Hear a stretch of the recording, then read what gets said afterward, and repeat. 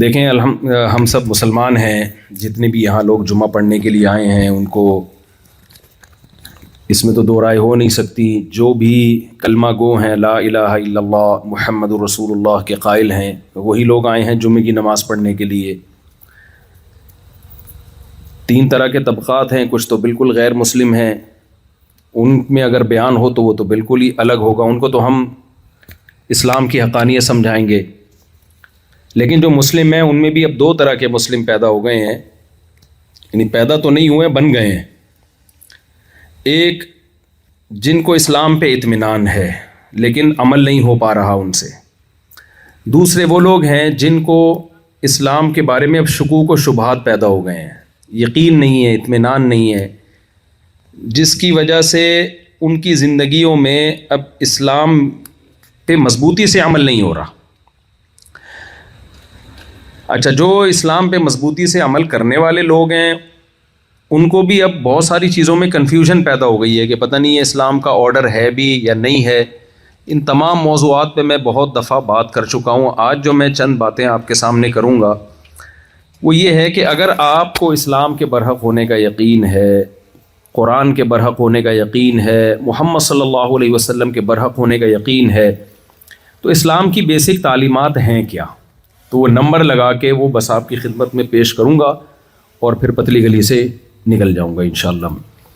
Canada میں تو چوڑی گلیاں ہی ہیں، کوئی پتلی گلی نظر نہیں آ رہی، لیکن بہرحال دیکھیں اسلام کے جو بنیادی احکام ہیں، جب بھی کوئی غیر مسلم اسلام قبول کرتا ہے تو چند بنیادی احکام نبی صلی اللہ علیہ وسلم نے اس کو بتائے ہیں، تو وہ ہم سب کو فوکس کرنے ہیں، اس میں کسی کا کوئی اختلاف نہیں ہے، کیونکہ ہر مسئلے میں آج ایک اختلاف بھی ڈال دیا گیا ہے۔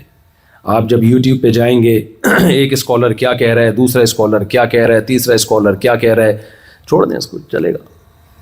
آپ کے دھوپ پڑ رہی تھی آنکھوں میں؟ اچھا چلیں، مرضی ہے، جب آپ تھک جائیں تو ہٹا دیں، مجھے ویسے دھوپ سے کوئی ٹینشن نہیں ہو رہی، آپ کو ہو سکتی ہے ٹینشن دھوپ سے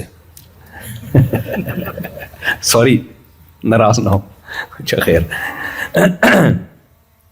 تو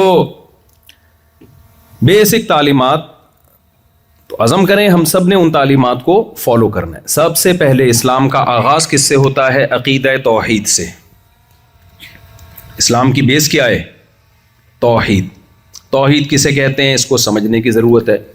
دیکھیں یہود و نصارہ کی بنیاد بھی توحید تھی، قرآن سے ہمیں پتہ چلتا ہے، تورات سے پتہ چلتا ہے، انجیل سے پتہ چلتا ہے، تمام آسمانی کتابوں سے کہ تمام پیغمبروں نے ہمیں دعوت ایک خدا کی دی ہے۔ تمام آسمانی مذاہب میں دیر از نو گاڈ ایکسیپٹ اللہ۔ سینٹنس آپ نے کمپلیٹ کرنا ہے، جب میں اس کو انکمپلیٹ چھوڑوں گا تو وہ کمپلیٹ آپ نے کرنا ہے۔ ہم جب اسکول میں جاتے تھے ایگزام دینے کے لیے فل ان دا بلینکس ہوتا تھا، اس پہ نمبر ملتے تھے، تو آپ بھی جب بلینک کو فل کریں گے تو میں آپ کو نمبر دوں گا، مطلب دماغ میں نمبر دوں گا کہ آپ پوری توجہ کے ساتھ میری باتوں کو سن رہے ہیں۔ تو اسلام میں جو پہلی بیس ہے، جو پہلی بنیاد ہے، جس کے بغیر اللہ ہمیں اس مسلم ماننے کے لیے، مومن ماننے کے لیے تیار نہیں ہے، وہ بیس کیا ہے؟ عقیدہ توحید۔ تمام مذاہب کی بیس کیا ہے؟ جو آسمانی مذاہب ہیں، عقیدہ، اب کمپلیٹ کر لینا، توحید۔ لیکن گڑبڑ کیا ہوئی ہے؟ دیکھیں انسان کی ہمیشہ سے عادت رہی ہے کہ کچھ باتیں ایسی ہوتی ہیں جو مشترکہ ہوتی ہیں، اس پہ کوئی کمپرومائز نہیں ہوتا، لیکن جب انسان خواہشات نفسانیہ کا غلام بنتا ہے، یہاں میں کوشش کروں گا بہت ہلکی اردو استعمال کروں، خواہشات نفسانیہ کا غلام تھوڑی گاڑی ہو گئی ہے، تو اچھا وہ تو آپ تو سمجھتے ہیں نا، سارے نہیں سمجھتے، جو ینگ بیٹھے ہیں وہ کہتے ہیں یہ پتہ نہیں خطوطان معدہ میں حالت خانہ جنگی، کیا مطلب ہے اس کا؟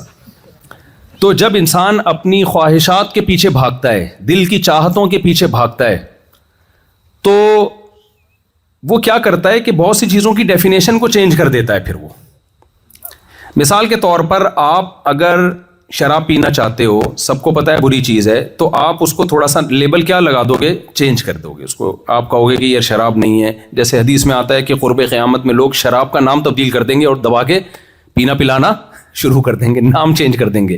چرس کو آپ اینٹی ڈپریشن، چرس تو لوگ یہاں سمجھتے نہیں، لیکن جو انڈیا پاکستان سے ہونے والے ہیں وہ سمجھتے ہوں گے چرس کسے کہتے ہیں، تو اینٹی ڈپریشن نام دے دو گے آپ اس کا۔ تو اسی طرح خوب اچھی طرح سمجھیں کہ لوگوں نے کیا کیا کہ بہت سے جب مذہبی اسکالر نے جب دیکھا کہ عقیدہ توحید جو قرآن و سنت نے یا تورات اور انجیل نے بیان کیا ہے، اس توحید کے لفظ سے تو لوگوں کو محبت ہے، توحید کے لفظ سے لوگ دستبردار ہونے کے لیے تیار نہیں ہیں. لیکن آپ کو پتہ ہے مارکیٹ میں پرانی چیزیں نہیں چلتی, مارکیٹ میں ہمیشہ کیا چلتی ہے؟ اسے بول لینا نئی چیز. جب بھی کوئی نئی چیز مارکیٹ میں آئے گی تو اس کے خریدار بہت ہوں گے. تو عقیدہ توحید نیا نہیں ہے, یہ آدم علیہ السلام کے زمانے سے چلا آ رہا ہے. یہ کہاں سے چلا آ رہا ہے؟ ڈارون کی نظر میں بندر سے چلا آ رہا ہے, ہماری نظر میں کہاں سے چلا آ رہا ہے؟ آدم علیہ السلام کی. تو آدم علیہ السلام سے عقیدہ توحید چلا آ رہا ہے اور اس کی ڈیفینیشن بھی سیم ہے. اب ہوا یہ تھا کہ جب یہ عقیدہ توحید بیان کیا جاتا تو اس میں اٹریکشن ظاہر ہے ختم ہو گئی. تو کچھ لوگوں نے کیا کیا, یہود و نصارہ میں کچھ یہود نے, کچھ عیسائیوں نے, زیادہ کام یہ عیسائیوں نے کیا. انہوں نے ایک نئی چیز مارکیٹ میں لائے کہ حضرت عیسیٰ ابن مریم وہ اللہ کے بیٹے ہیں. تو ظاہر ہے ایک نئی چیز جب مارکیٹ میں آئے گی تو لوگوں کے کان کھڑے ہوں گے نا. تو لوگ سارے ادھر آنا شروع ہو گئے. پھر انہوں نے اس پہ کتابیں لکھی اور وہ ایک پورا عیسائیوں کا فرقہ بن گیا. بھائی یہ تو توحید کے خلاف ہے. انہوں نے کہا نہیں بھی توحید میں یہ کہاں ہے کہ کوئی اللہ کا کوئی بیٹا ہے یا نہیں, خدا تین بھی ہیں ایک بھی ہے. بہرحال وہ جو انہوں نے پوری کتابیں لکھی, کتابوں کی کتابیں سیاہ کر دیں اور تثلیث کا جو عقیدہ ہے یہ عیسائیت کا حصہ بن گیا. تو نبی صلی اللہ علیہ وسلم نے فرمایا یہود و نصارہ نے جس ٹریک پہ یہود و نصارہ چلے ہیں نا, میری امت بھی اس ٹریک پہ چلے گی. صحیح حدیث ہے یہ. فرمایا یہاں تک کہ ان میں سے کوئی اگر کسی گوہ کے بل میں گھسائے تو اس امت, یہ امت بھی ان کی اتباع میں گوہ کے بل میں گھسے گی. یہ مثال دی ہے کہ انسان کسی بل میں رہ سکتا ہے. بولے نا بھائی, ہم بجلی کے بلوں میں رہ رہے ہیں, ہمارا حوصلہ ہے. لیکن بل جو سانپ بناتا ہے بل, کوئی انسان گھس سکتا ہے اس میں. لیکن آپ صلی اللہ علیہ وسلم نے فرمایا پچھلی امتیں نے اگر کوئی الٹا کام کیا نا تو تم بھی کرو گے. لیکن اس امت میں ایک نبی صلی اللہ علیہ وسلم نے خوشخبری سنا دی کہ پچھلی امتیں پوری گمراہ ہوئی ہیں, میری امت لا تجتمع علی ضلالہ, پوری امت کبھی بھی گمراہی پہ جمع نہیں ہوگی. تو کچھ لوگ غلط ہوں گے تو صحیح لوگ بھی ہمیشہ رہیں گے. تو یہود و نصارہ میں کچھ گڑبڑیں ہوئیں, لیکن وہی گڑبڑیں ہماری امت میں, اس امت مسلمہ میں بھی پیدا ہوئیں, مگر ان گڑبڑوں کے خلاف رد کرنے والے بھی کہاں پیدا ہوئے؟ اسی امت میں. تو وہ گڑبڑیں کیا پیدا ہوئی ہیں؟ جیسے یہود و نصارہ میں عیسائیوں نے خاص طور پر عیسیٰ کو اللہ کا بیٹا بنا کے بھی کہا کہ ہم توحید پرست ہیں. ایسے ہی میرے بھائی مسلمانوں میں بہت سے لوگ ایسے پیدا ہوئے جنہوں نے معبود کا مفہوم ہی لوگوں کے دلوں میں غلط بٹھا دیا اور کہا کہ وہ شرک کرنے کے باوجود کہا کہ ہم ایک خدا کو مانتے ہیں. وہ کیسے گڑبڑ ہوئی ہے؟ پہلی بات انہوں نے کہا کہ دیکھو بھائی, انہوں نے کہا کہ اللہ کے علاوہ بھی مدد طلب کرنا جائز ہے, بازاروں سے بھی مدد مانگ سکتے ہو, نبی سے بھی مدد مانگ سکتے ہو, فرشتوں سے بھی مدد مانگ سکتے ہو. جب اس سے کہا گیا بھائی ایاک نعبد و ایاک نستعین, قرآن تو ہم سے دن میں 5 دفعہ یہ معاہدہ کرواتا ہے, اے اللہ ہم تیری ہی عبادت کرتے ہیں اور ہم تجھ ہی سے مدد طلب کرتے ہیں. تو پھر آپ کسی اور سے مدد کیوں مانگ رہے ہو؟ کیوں کہہ رہے ہو یا علی مدد, یا رسول اللہ مدد, یا غوث آدم مدد, اور مزاروں پہ جا کے سردے کر کے قبروں کو کیوں پکار رہے ہو آپ؟ تو انہوں نے کہا بھائی ہم خدا کو تو ایک ہی مانتے ہیں. اللہ کتنے ہیں؟ دیر از نو گاڈ ایکسپٹ اللہ. ہم کب کہہ رہے ہیں کہ یہ معبود ہیں, یہ خدا ہیں؟ ہم کب ان کی عبادت کر رہے ہیں؟ تو ان سے کہا جاتا ہے بھائی دعا مانگنا بھی تو ایک عبادت ہی ہے. انہوں نے کہا کس نے کہا؟ کون سی ڈکشنری میں لکھا ہے کہ دعا مانگنا عبادت ہے؟ تو ہم نے کہا بھائی قرآن کہہ رہا ہے وَمَن يَدْعُ مَعَ اللَّهِ إِلَٰهًا آخر, جو اللہ کے علاوہ کسی اور کو پکارے گا اس کا انجام اچھا نہیں ہے. ایاک نعبد و ایاک نستعین, ہم تجھ ہی سے مدد طلب کرتے ہیں. تو یہ تو قرآن بار بار کہہ رہے بھائی عبادت اور مدد کس سے ہوگی؟ بھائی حدیث میں آتا ہے الدعاء مخ العبادہ, دعا تو عبادت کا جزو اعظم ہے. عبادت کی سب سے بڑی قسم کیا ہے؟ بول لیں نا, دعا ہے. تو دعا عبادت ہی ہے. تو انہوں نے کہا بھائی دعا عبادت جب بنے گی جب ہم اللہ کے علاوہ کو پکاریں یہ سمجھ کے کہ یہ خود ہماری مدد کرتے ہیں.